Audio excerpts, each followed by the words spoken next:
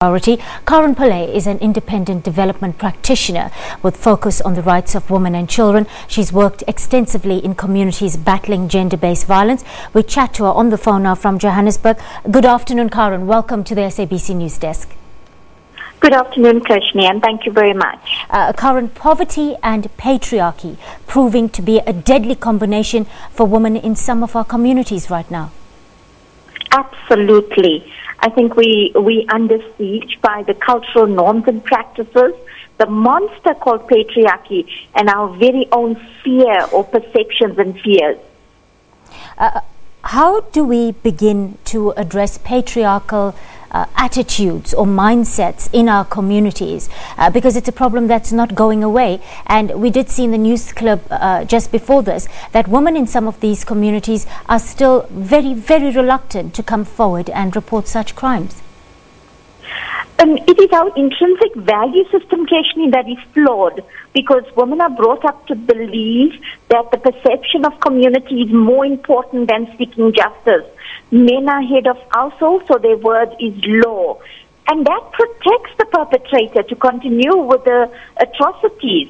And, you know, our thoughts are around how will they react to this, how will communities see us? Will they believe women? And that silences the voices of women and hold them to ransom.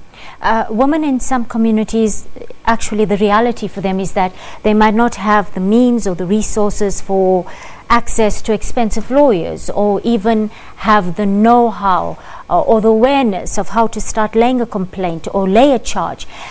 And it does take a great amount of courage and nerve to walk into a police station and lay a charge. And disappointingly so, there have been so many cases reported, and one right here on the SABC News channel, of victims of sexual and physical violence, females being bullied and mistreated by police in the country themselves. So there's a great deal of secondary victimization that goes on as well, Karen. Absolutely. I can give you an example of just last week. I accompanied someone to the police station. I'm talking about last week. Attitudes, despite all these years, have not changed. The response of the police officers have not changed despite all the sensitizing and workshops to create a victim-friendly environment.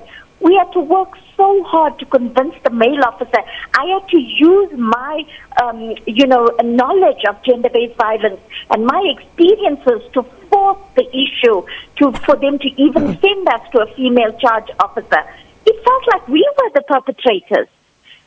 So when you look at the costs of somebody from a poverty-stricken home walking firstly into that system, it scares them. It sends them into the hills, into hiding. They're never going to come forward and report it. I mean, you look at the families that are daily striving to put food on the table. How can a person from an impoverished background afford to engage in the justice process?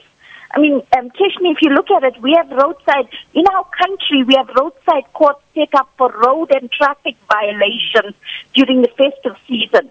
Nothing is set up for a young woman or a young girl to have a quick and speedy recourse when it comes to sexual violence and abuse. Okay. And if the truth be told, the Tutuzela care centers are a front for NPA and prosecutors. They only take the cases that they know they will win.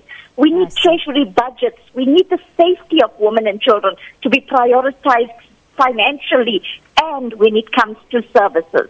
All right. This kind of sexual violence perpetrated against the woman we've called Nozipo in the news clip before is sadly not an isolated incident.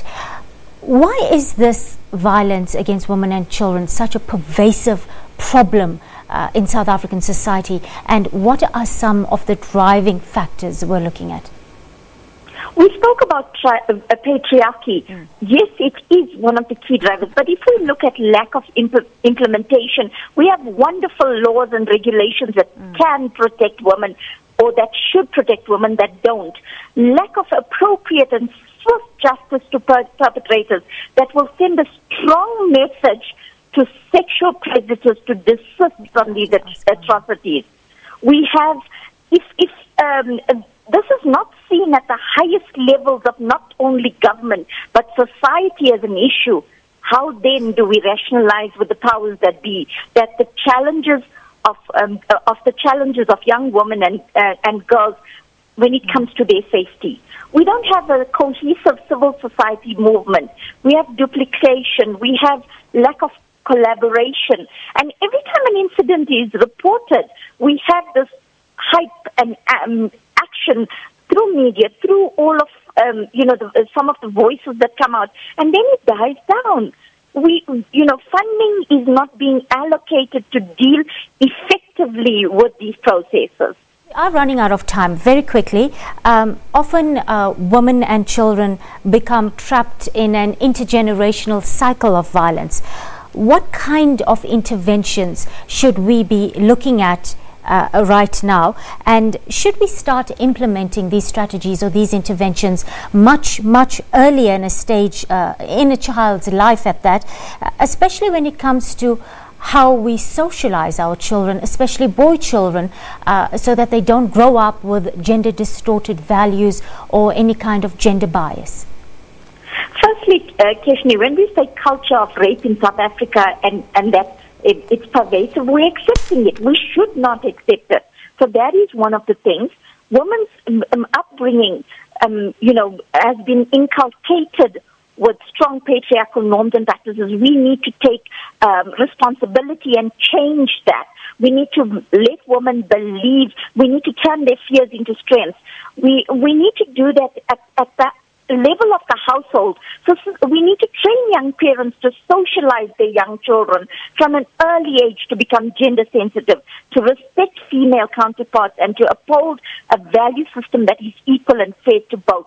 It doesn't, work if we just say to the girl, okay, to the young woman or girl, your life is now broken. Okay, we will fix it, and we leave the perpetrators to carry on with their lives. It's not okay to do that.